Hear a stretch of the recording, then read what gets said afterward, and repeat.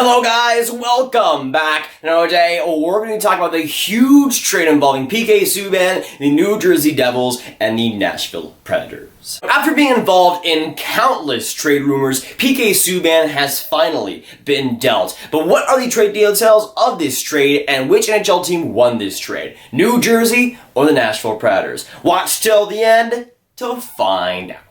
Now, as I was getting ready to stream the second round of the NHL draft, it was a peaceful morning, everything was going well, until everything broke loose. After about, I would say, an hour and a half before the NHL draft started, or at least resumed the second round, PK Subban was traded and dealt to the New Jersey Devils. And I thought it was a joke for a few minutes, but no, it was actually real. The trade details go as follows. To the New Jersey Devils, you have PK Subban, no salary retained. In exchange, the Nashville Predators, you have Steven Santini, you got Jeremy Davies, a 31st overall pick in the 2019 NHL Draft, and a 2020 second round pick. A big thing to note about that 31st overall pick is that the Nashville Predators ended up trading that pick to the Philadelphia Flyers. The Philadelphia Flyers ended up getting that pick and selecting Bobby Brink. In my personal opinion, a slam dunk top 20 prospect, and Nashville also getting that pick also gives up the chance to draft a guy like that. So Nashville in this trade, I'm going to be honest, is kind of weird. This whole trade right here, again, PK Subban getting dealt is not really surprising,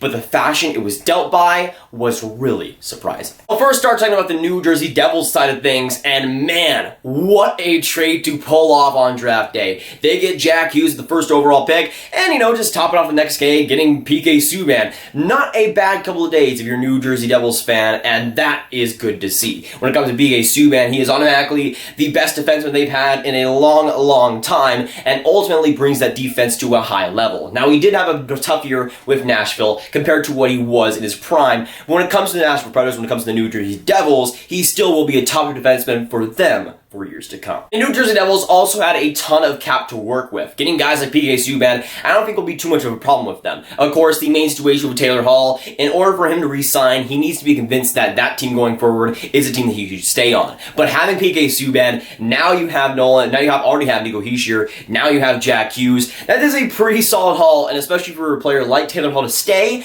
I personally would do it, especially getting a guy like PK Subban on the team. After this trade has a ton of cap to work with, especially in free agency. We'll likely see them pretty active on a lot of different free agents, and they're taking advantage of teams that are kind of cap strapped right now, like the Nashville Predators. They want to get some cap out of their books, and New Jersey will definitely take PK Subban out of Nashville. And that just comes with it. When it comes to New Jersey, they have some of the best cap space in the entire league, but they're using it quite well, and PK Subban is definitely not a bad ad. Going on to the Nashville Predators side of things, before we get into the return, I just want to say that for Nashville Predators fans, I am really sorry for you right here. This is just a big yikes. Now, Nashville want to get rid of cap space. That's true.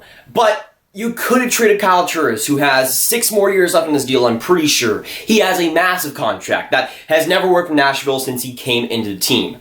But you decided to say PK Subban as the guy you'll trade on this offseason, and that to me is the most confusing part. In this deal, whether or not Nashville need to get rid of cap, need to get rid of PK Subban, what they got for PK Subban should never ever be excused in that point. I like David Boyle. I think he's a solid NHL GM, but this is just craziness. He has made the options of doing big moves in the past. He has done that a lot. And yes, this is a big move, but I highly doubt this is the right big move to make for them. Let's just list off the assets that they end up getting in this trade. You got Steven Santini, who is one of the worst defensemen in the entire NHL from what we've seen from him so far. Yes, he is young, but he is just terrible. You also have Jeremy Davies, who was in the NCAA this season. He's 22 years old. He likely will become an AHL, maybe a top 6 guy in the future if he pans out, but that's pretty much the high point at him. Then you get the 31st overall pick, who I thought they were going to use. I thought they were looking at somebody like Arthur Kaliyev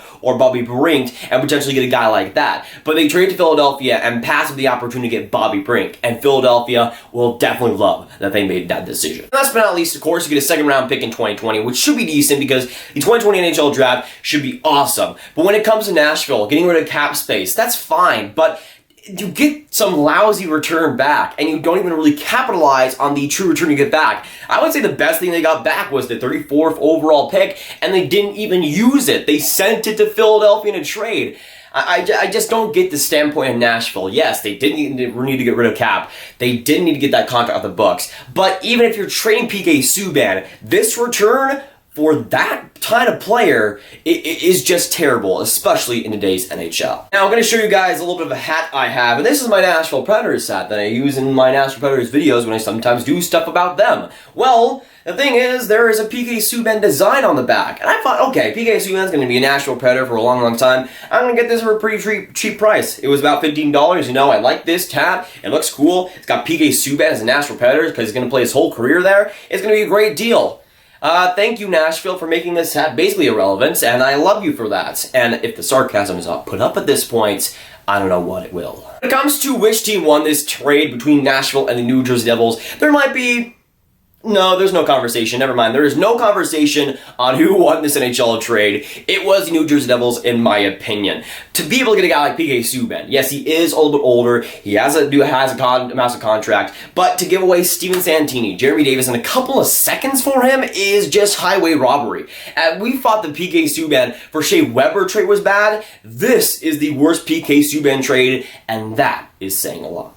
But of course, with this video, I need to hear your guys' thoughts down in the comments down below. Let me know what you think about this huge deal, PK Subban being a New Jersey Devil. Let me know your thoughts on that. And of course, let me know who you think won this trade, Nashville or the New Jersey Devils. While it might not be too much of a question, I'd like to hear your thoughts. But if you guys want some more Grav videos just like this one, you can click on this card right here to watch my video about Jacob Trouba and the whole trade involving the New York Rangers and the Winnipeg Jets. But that'll be it for today, guys. If you guys did enjoy, make sure you hit that like button, hit that subscribe button, and hit that notification bell if you haven't already. Again, comment down below your thoughts on the huge deal, PK Subban being a New Jersey Devil, and I'll see you guys in the next video or stream.